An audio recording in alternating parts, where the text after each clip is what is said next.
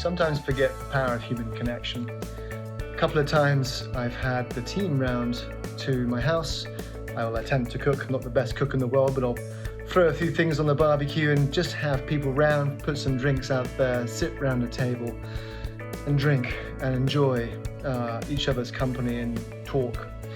And regardless of what's said and how it's said and who says what, I really enjoy. I sit back as a leader and just look at the conversation, listen to the conversations, and revel in the fact that it's great to have a team of people who enjoy each other's company. And it's just the sense of when you see them, especially the first time we got together a month or two ago, it was the first time we'd seen each other for 3 months. You could just sense there was something. I don't think words can describe it, but I need us to remember we're human.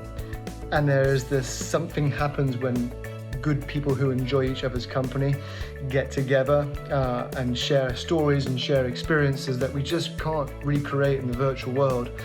So regardless of where we're going in terms of digital transformation and the future, just remember we're human, and just remember that there's something about connectedness that you can't recreate. And as a leader, go out of your way every once in a while to get the team together and do things that are non-work related, and it'll be, people will remember it.